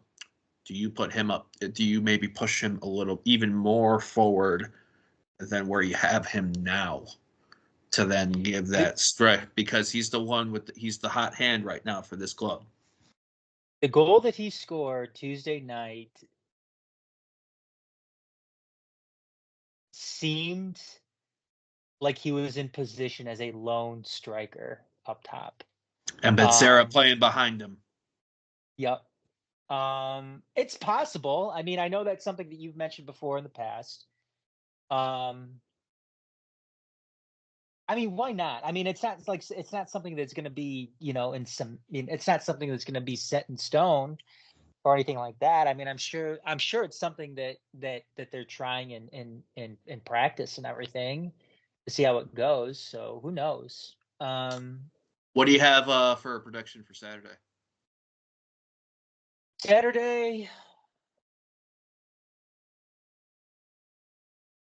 I'm going to go 2-0 City. Ooh. Goal scores? I'm going to say, let's go with Ali Coote and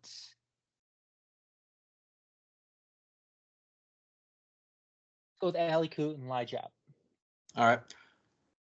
Detroit City has not won a match by more than 1 goal so far in all 5 of their competitive fixtures. That has to change sooner than later. I think that happens this Saturday. Like Adam, I'm also feeling 2-0 just because I need to see more consistency out of Vulcan Roots. I think they have the ability to cause issues. The question is, are they going to have it in them against us on Saturday? I am not sure. I'm going to say Maxi Rodriguez gets 1 because I think he's in a good run of form. I am going to go for the second one.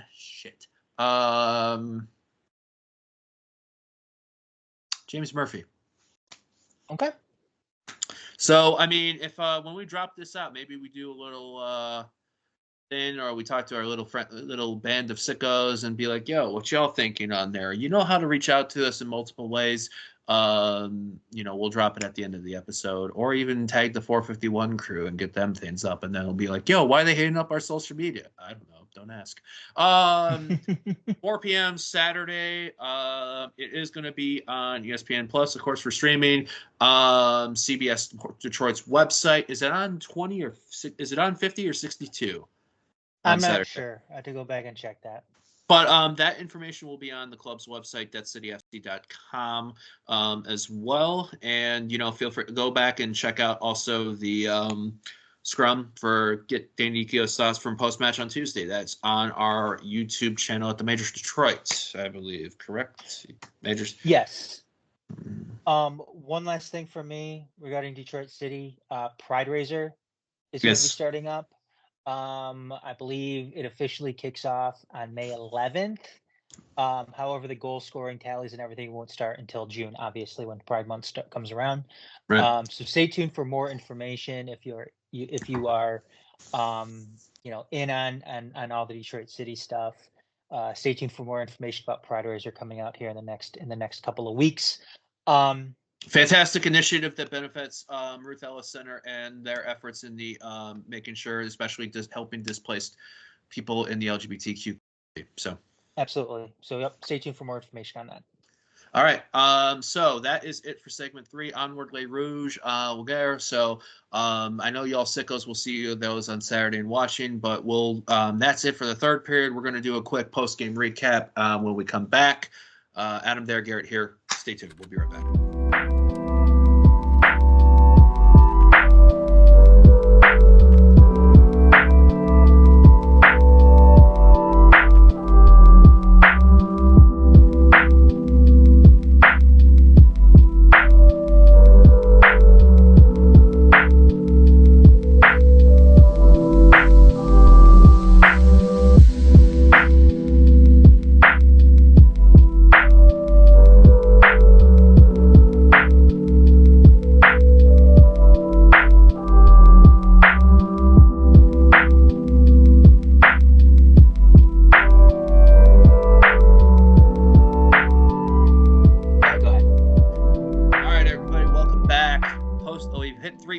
Detroit City Sportscast. Adam there, Garrett here. Time to go post-game recap.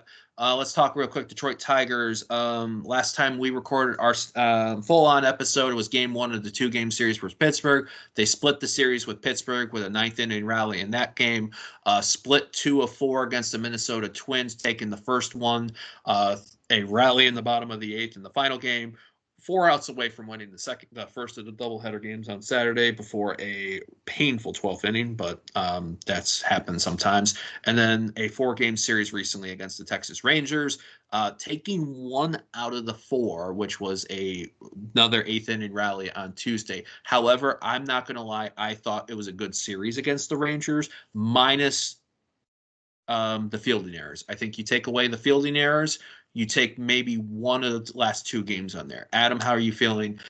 Whether it's after the Rangers series or just the last run of games we've had? Yeah, the fielding errors are a thing you'd want to see improved. I want to see. I'm not saying I'm worried about Maeda. Dude has to start pitching better though. Yep. It's you want to start to see it here pretty soon, because you're really starting to. I mean, he's one of those guys that's going to be, it's supposed to be an anchor at the top of that rotation, especially a veteran guy on a young staff. You want to see that come around a little bit more. I did like the offensive production today. Yeah. Considering, some of the general concerns about this team offensively, it was good to see them, come back and hang with a Texas Rangers team who is very, very good. And, under normal circumstances, if you're seeing the Texas Rangers score 7 runs against you, you're thinking, okay, that's a sure loss if you're the Tigers. Right. But it wasn't. I mean, they were able to come back. And make a ball game out of it. So yeah, that was a positive to take out of it. You want to see them. I mean, I would have loved to see a split in this one. Obviously, it didn't happen, but what are you going to do? I think every loss it's still early in the season. So and the fact that every loss to the Rangers was by 2 runs or less is, I think, really, really good. I'm going to commend Reese Olson. Great start on Monday night despite a 1-0 loss. Jack Flaherty, who kept us in the game on Sunday. Casey Mize looked pretty decent on Tuesday to keep in it there.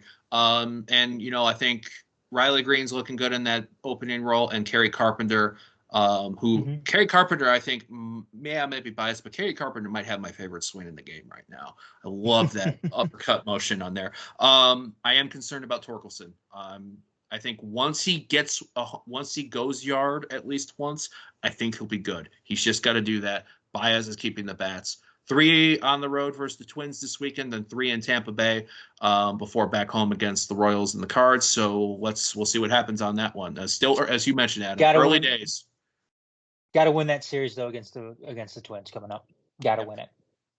Michigan Panthers notes Jake Bates went deep field goal again. They look pretty good in there. I think they rolled in that game over the weekend. I didn't see the scoreline on there, but I know they were doing a lot. The Detroit Pistons ended their season. Thank fuck. 14-68. Fucked up stat number 2.